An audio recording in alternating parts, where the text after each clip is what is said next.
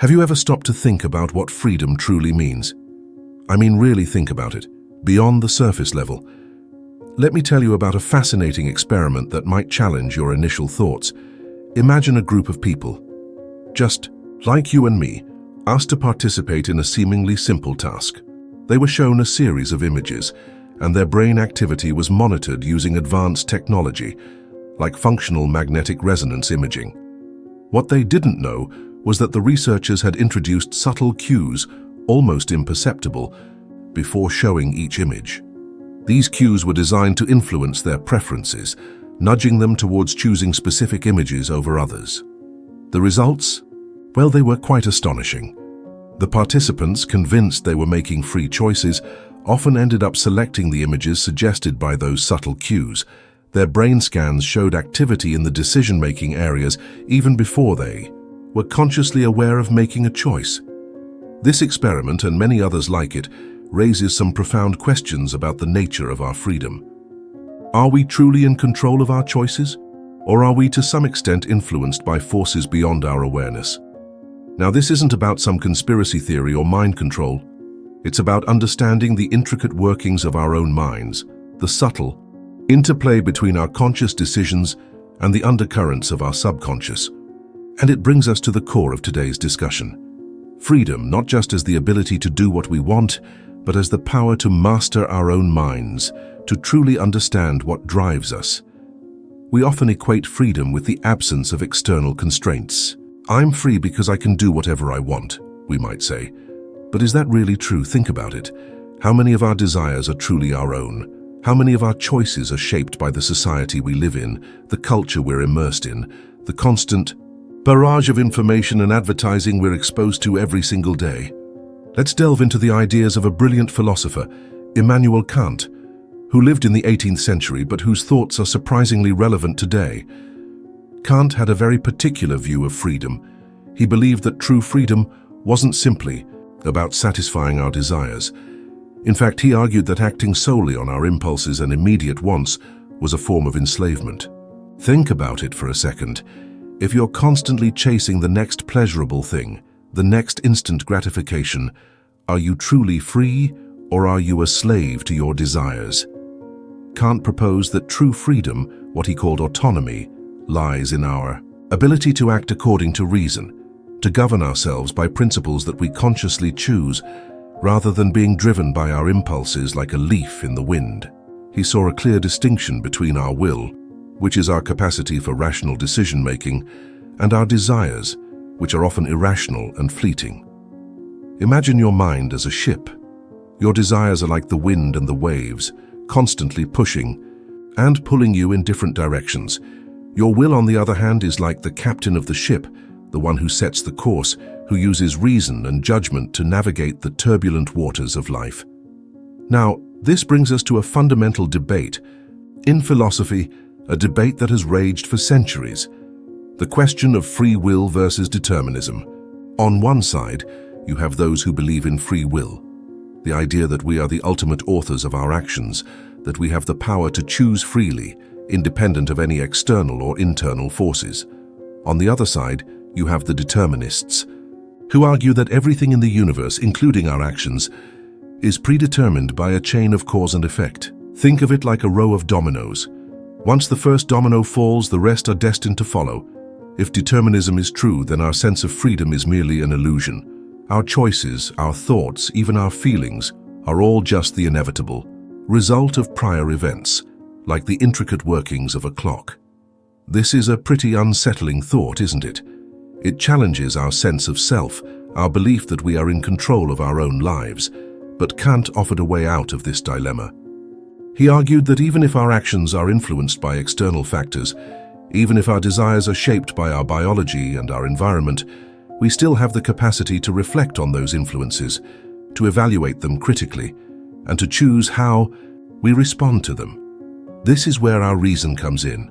Our reason allows us to step back from our immediate impulses, to examine them, to question them, and to decide whether or not to act on them. Let's use an analogy to illustrate this point. Imagine a bottle floating in the vast ocean. The bottle represents our conscious awareness, our sense of self. The ocean represents the immense, powerful forces that influence us. Our biological drives, our unconscious desires, the social and cultural norms that surround us. The bottle may seem stable, bobbing on the surface, but it's constantly being tossed and turned by the waves and currents of the ocean. It might even be carried far from where it intended to go. Similarly, our conscious mind, our sense of self, is constantly being influenced by forces that we're not fully aware of. We might think we're making rational choices, but in reality, we're often being swayed by unconscious biases, by deeply ingrained habits, by the subtle pressures of our social environment. This is where the concept of self-mastery becomes crucial. True freedom, according to Kant, is not about escaping the ocean. It's not about denying the influence of these powerful forces. It's about learning to navigate the ocean skillfully, to understand its currents, to use our reason as a rudder to steer our bottle in the direction we choose. Now, how does this relate to our everyday lives? Well, think about the choices you make every day. How many of those choices are truly free, in the Kantian sense? How many are driven by habit, by social pressure, by the desire to fit in, or by the pursuit of fleeting pleasures? How many of your beliefs, values, and desires are influenced by your surroundings, from a young age and perhaps most importantly, throughout your life? We are constantly bombarded with messages from the media, from advertising, from social media, telling us what to want, what to buy, how to look, how to behave. These messages can be incredibly powerful, shaping our desires and influencing our choices in ways that we're not even aware of.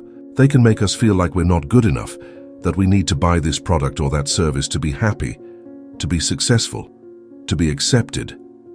This constant pressure to conform, to consume, to chase after external validation can make it very difficult to exercise true freedom.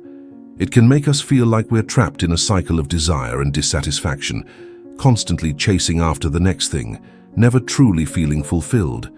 So, how do we break free from this cycle? How do we reclaim our autonomy, our ability to govern ourselves by reason, rather than being driven by our impulses and external pressures? The first step is self-awareness. We need to become aware of the forces that are influencing us, to understand how our desires are being shaped by our environment, by our culture, by the people around us. We need to start paying attention to our own thoughts and feelings, to question our motivations, to ask ourselves, why do I want this? Is this truly what I want, or am I being influenced by something else? This is not an easy task. It requires honest introspection, a willingness to confront our own biases and assumptions, to challenge the beliefs that we've taken for granted. It requires us to be our own harshest critics, to examine our own lives with a discerning eye. But is anything more important than this? The second step is to cultivate our reason. We need to develop our capacity for critical thinking, to learn how to evaluate information objectively, to distinguish between fact and opinion, to identify logical fallacies, and to form our own judgments based on evidence and reason. This is a lifelong process, a continuous journey of learning and growth. You should question everything, but reason alone is not enough. We also need to develop our willpower, our ability to resist temptation, to delay gratification, to act in accordance with our principles even when it's difficult. This is where discipline comes in. Discipline is not about suppressing our desires. It's about mastering them, about channeling them in a way that serves our higher goals. Think of it like training a muscle. The more you exercise your willpower, the stronger it becomes. The more you practice making conscious choices, the easier it becomes to resist the pull of your impulses. Now, Kant had a very powerful tool for helping us make ethical decisions, a tool that he called the categorical imperative. It sounds complicated, but the basic idea is quite simple. Act only according to that maxim whereby you can at the same time will that it should become a universal law.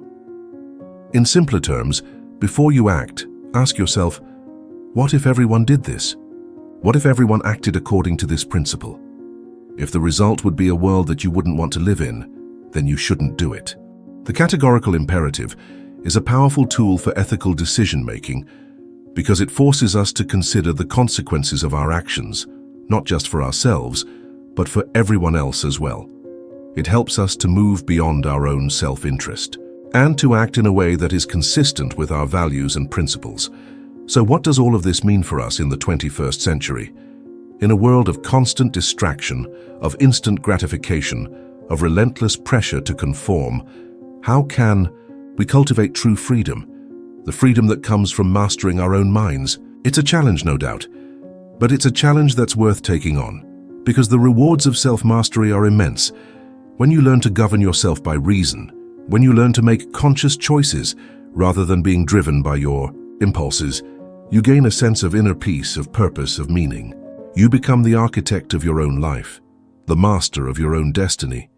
This journey of self-discovery, of learning to navigate the ocean within, is not a solitary one. We can learn from each other. We can support each other.